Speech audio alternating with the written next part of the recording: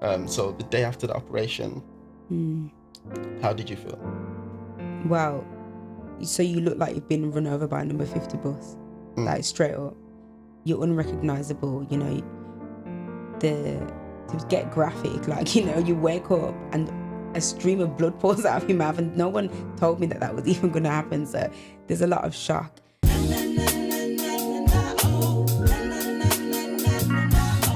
Because I've known you a long time, so I'm not sure if this is something I can touch on, but obviously when we were young, there was a slight aesthetic difference to how you look now, right? So, not to put words in your mouth, I'm going to let you tell the story yourself, but essentially you had an insecurity and you found a way to resolve it. So I really want to explore this because I want to understand if the procedure you undertook, did you come out the other side with the results you were expecting? Okay. But essentially, I don't know if you want to just talk about the process or what East insecurity was and I can go there. So I think we've known each other for about 20 years. More or less. big 20 years. So before I even knew you, the process started, the conversation surrounding, you know, this surgery, which is basically, I can explain that it was upper and lower jaw surgery because I didn't have like a bite at the front. So if I was going to eat an apple, I couldn't really bite into the apple initially. You know how you just crunch into the apple? Couldn't happen because the bite and everything was happening at the back of my mouth because that's where the teeth were able to connect in one way. Didn't affect me being able to speak, breathe, talk, obviously not. So clearly aesthetic, but at a very young age, it was given to me as a decision. Do you want to go down that road? I didn't have enough self-love to say no.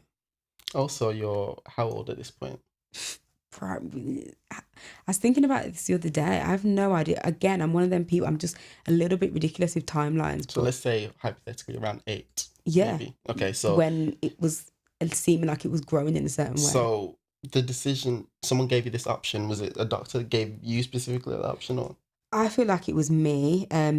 There was a time where, okay, we're going to wait to see how your bones develop. So it wasn't as young as that. It's probably like maybe within that 2 years time frame, it was like, okay, this is how it works. The whole thing was about 10 years from the beginning, from that point of realization. So too young, in my opinion. And I've questioned myself if I have a child, because it's hereditary, by the way. So my dad had it. My dad's got a few children, but I'm the one who has it. So it doesn't mean, you know, you will or you won't get it. But I've questioned it. I'm like, okay, so if it's my child, what am I going to do? It's crossed my mind. So I would hope that the way, you know, the dynamic is within my household, that child has more self-love, self-esteem than what I did, you know? So it's not a regret. It's just that also the mental health side of things wasn't there. There was no explanation. Because, you know, now when people are going to do gastric bands and things like that, they have psychological review, right? There's not that. Why not? It's a physical thing. It's a physical, maybe they do that because those things can be negatively affected if you go back to your old behavior. But I still think that it's important. Mental health is in everything. At the end of the day, a young girl who'd not even been bullied extremely, just 1 or 2 comments, I would say, to me, it's not extreme when I reflect. But if that insecurity, you know, strong enough, then you're going to make that decision. Well, I guess to me, the thing I'm beginning to get my head around is just because you're 7, 8, 9 or whatever age, you're still going to have insecurities. You're still going to have, because I mean, we think of childhood as this playful, gleeful thing, and we forget that. Well, I say we, but I mean, to me, it's a reminder. You just reminded me that you can have these really strong insecurities to the point that you really want to change. So, so what was your mom's or your dad's or your parents' stance on that? I think, yeah, I mean, we could get really deep, but I really feel like at the time, people were dealing with their own stuff. to not necessarily give it that much thought, to even think, why is my child so invested in wanting to change her face? Like, I can only speak, this is not no disrespect, it's all love, but I can only speak from what I would hope to do if I was in that position, and I'm not. So far, I'm not a mother, but or a father, you know, I'm not a caregiver in that sense, but I just feel like that's part of the job. You know, you have your daddy cup and your mummy cup, and you need to have, you know, those need to be filled. So, you know, people were busy filling their own cups. You know, that's the only way I can say it in a diplomatic way. You know, people were going through real life, and that wasn't a focus of, okay, Buki doesn't like her face and she actually wants to get this surgery. Let's try and build her self-esteem up to make her feel good about herself. And then she can maybe look at that in the future. Because that's, you know, how I would like to approach that if I was a parent.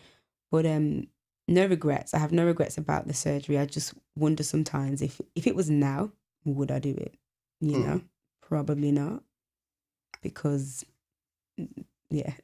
So you start this process 8, 9. I think I remember around when we would have met, actually a couple years. I don't think it was mentioned immediately, but maybe a year in. Mm-hmm.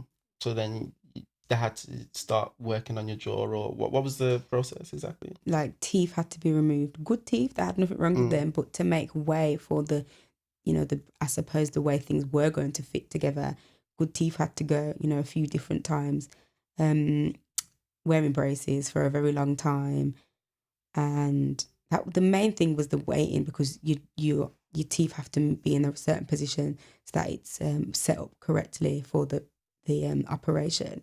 And when I realized how much attachment I had, going back to attachment to, you know, the way my face looks and what people think about me, or what I thought people think about me. Because I'll be honest with you, I was in a relationship at that point, and that person was straight up like, well, I don't really see why you need to do it. I met you in that, you know, with that, I don't get it. And I guess even for them, it was like they questioned how good, you know, their role of helping me with how I feel about myself and all those kind of things. But these things, as I said, they're internal.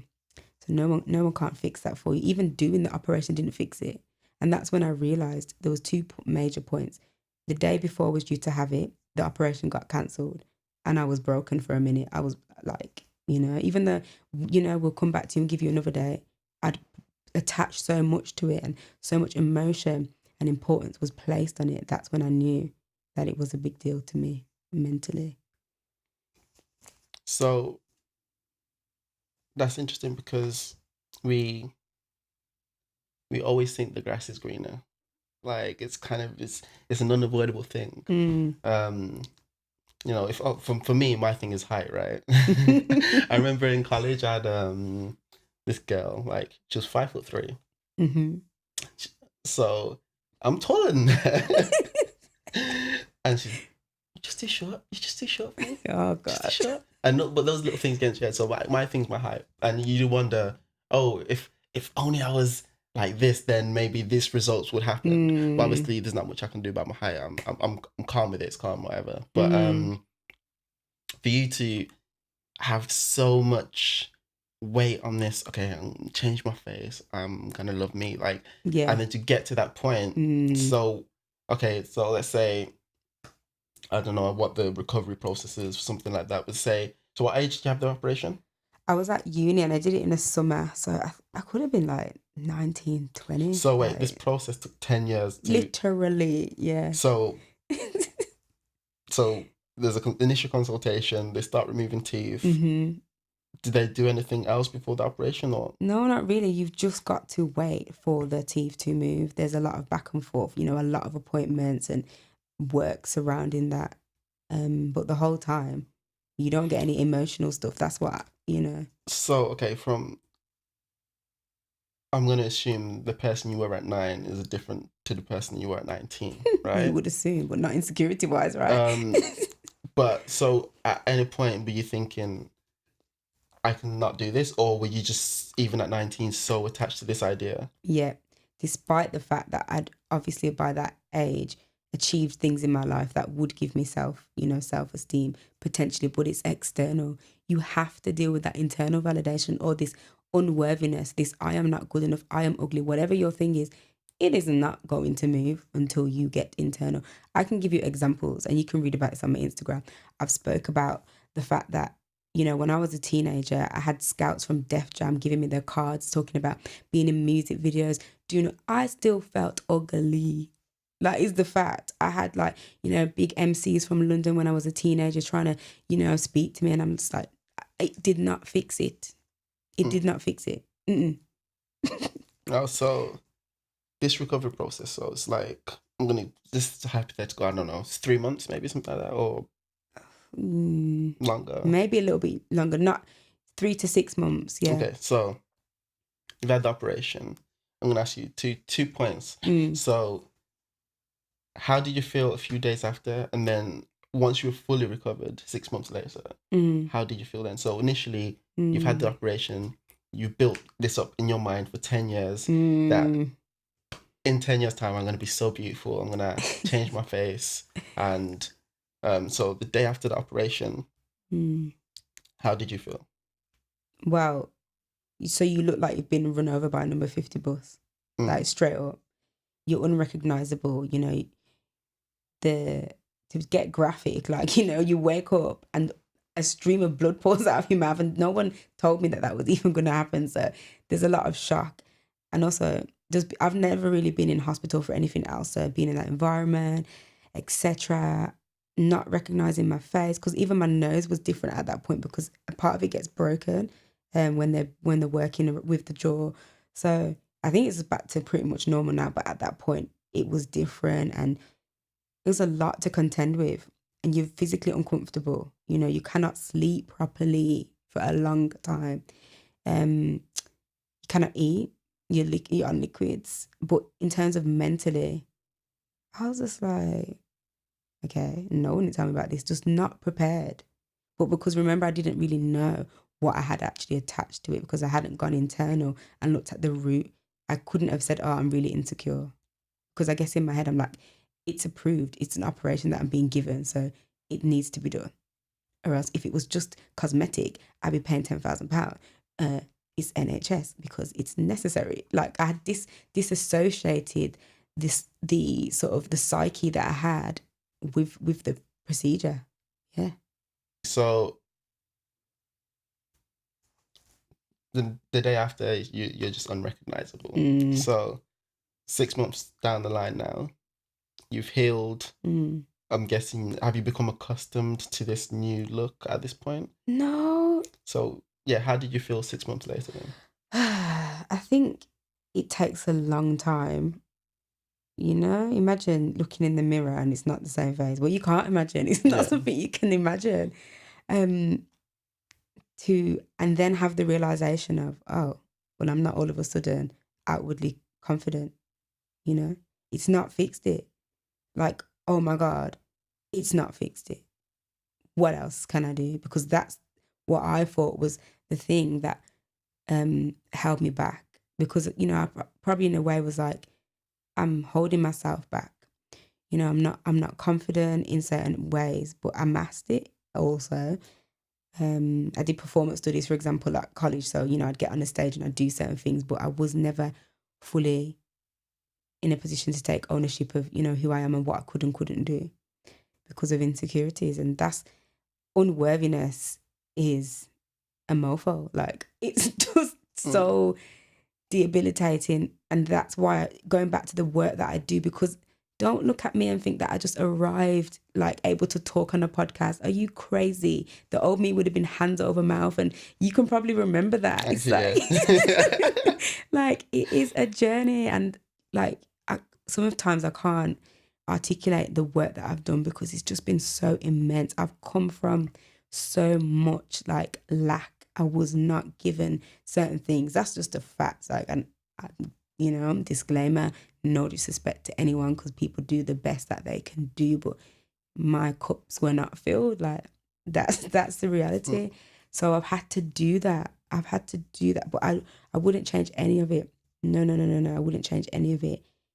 It means that I can do this. It means that I can do Daughter of the Sun. It means that I can write poems that can shift people's thinking, and maybe they can look at themselves. Maybe they can find healing, you know? So it is what it is. Yeah, like, it's crazy because like I just said, you expect the expectation for all of us. If only X or Y, then that would lead to Z. Yeah. And you get it, and it's not what you expect. It's crazy, but it's an important lesson.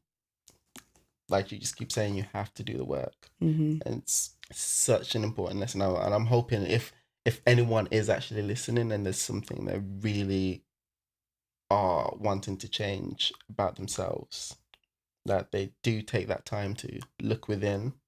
But it's difficult because between the ages of 9 and 19, like, do you really possess that ability to look within? Do you know what I mean? Because you basically, that's the puberty range, right? So can I just kind of respond to a part of what you said? Because I've obviously questioned that within myself, like, you know, maybe in a way a bit of blame, like, because if I loved myself more, then I wouldn't have done this and whatever.